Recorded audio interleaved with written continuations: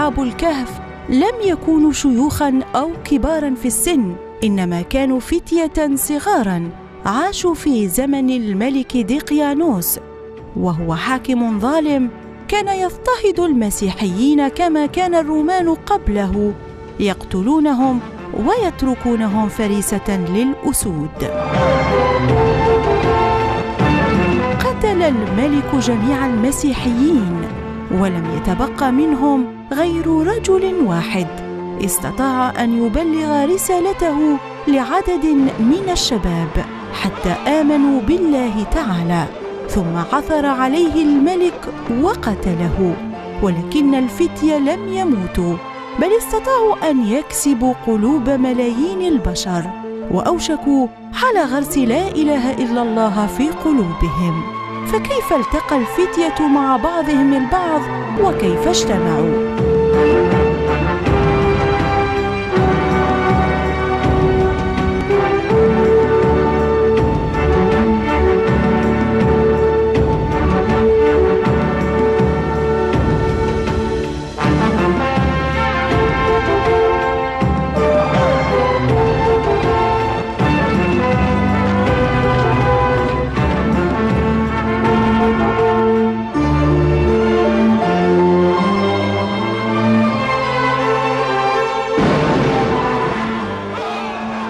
في يوم العيد السنوي للآلهة لم يستطع الفتية مشاركة أهاليهم مظاهر الاحتفال، ورفضوا التعظيم للأوثان، فنظروا بعين البصيرة، وكشف الله عن قلوبهم حجاب الغفلة وألهمهم رشدهم، فترك كل واحد منهم أهله وذهب إلى شجرة بعيدة جلسوا تحتها حتى التقوا جميعا فتعرفوا على بعضهم البعض.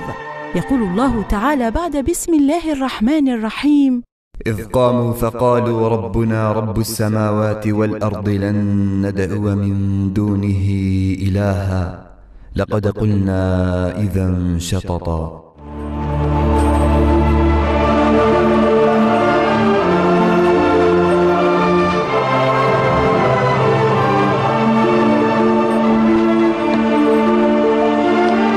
وعندما علم الملك بأنهم وحدوا الله تعالى ولم يشركوا به شيئا أمر بقتلهم إلا أن يرجعوا عن دينهم، لكنهم رفضوا الاستسلام وخرجوا دون أن يودعوا أهلهم ودون أن يأخذوا الزاد معهم، لأنهم كانوا يأملون العودة ولأن الناس كانوا قد أحبوهم وتأثروا بهم.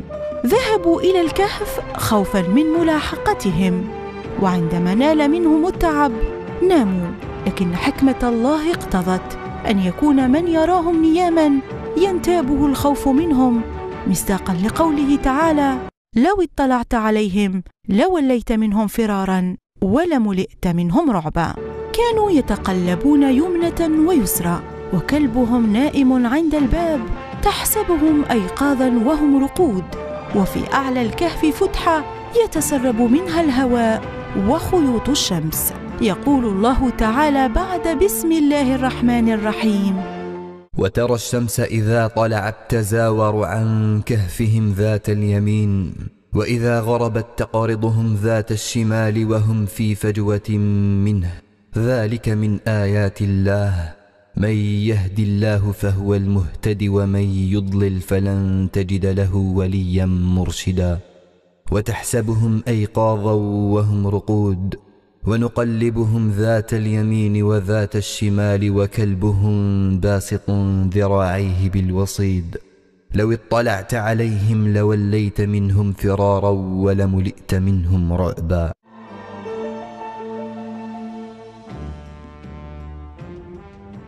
إنها آية من آيات الله تعالى وعلامة من علامات قدرته جل في علاه.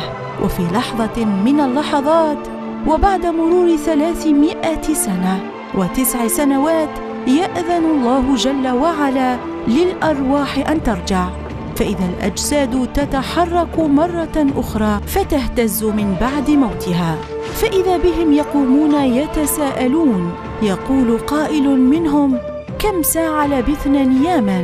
فيرد عليه أحدهم: نمنا يوما كاملا، ويرد آخر: بل نمنا بضع يوم. قال الله تعالى: وكذلك بعثناهم ليتساءلوا بينهم، قال قائل منهم: كم لبثتم؟ قالوا: لبثنا يوما أو بعض يوم.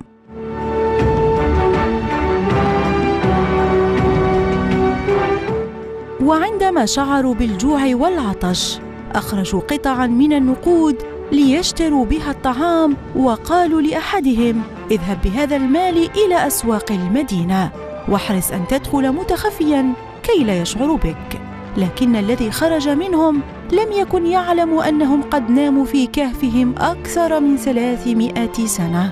فخرج وإذا بمعالم المدينة قد تغيرت، والناس قد تبدلوا، والمباني قد اختلفت أشكالها. واكتشف أنه وأصحابه قصة يحكيها الناس عبر التاريخ، يقصون حكاية فتية خرجوا من قصورهم إلى كهف من الكهوف. استغرب الناس من رجل يخرج بينهم يأتي بمال من العصور القديمة وهندامه يختلف عنهم. وعندما اكتشفوا أمره عاد إلى الكهف وأخبر أصحابه بأن الله جعلهم من أعجب آياته، فخروا لله سجدا وقبض الله أرواحهم جميعا.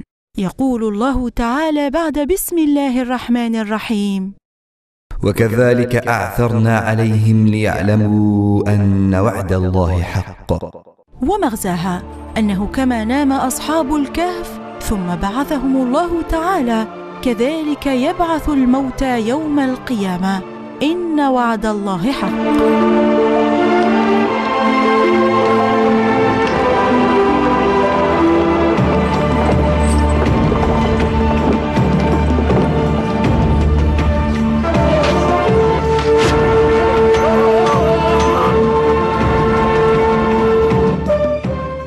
ناموا أكثر من 300 سنة.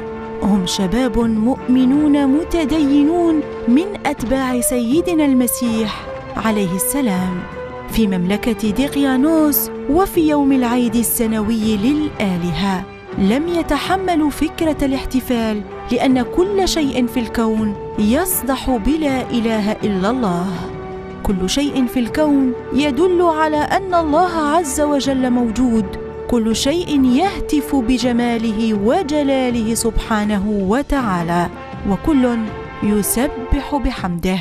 بسم الله الرحمن الرحيم: وإن من شيء إلا يسبح بحمده. رحلوا دون أن يودعوا أهاليهم، وتركوا كل غال على قلوبهم، فلا شيء أغلى من الله.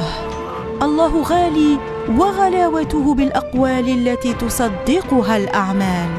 قصة أصحاب الكهف رسالة لنا لنهجر كل ما يبعدنا عن الله، لتسمو أرواحنا بالقرب منه جل في علاه.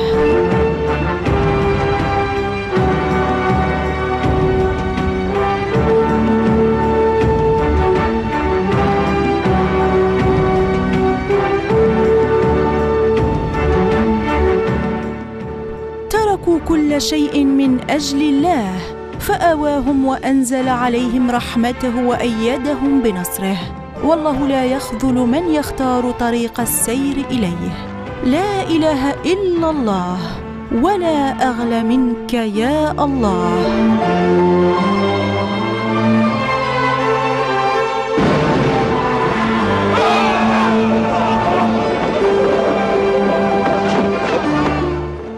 إذا أشرقت شمس الكهف في قلبك بالنور، فأقبل على الله بطاعتك ولا تؤجل. وعجلت إليك ربي لترضى.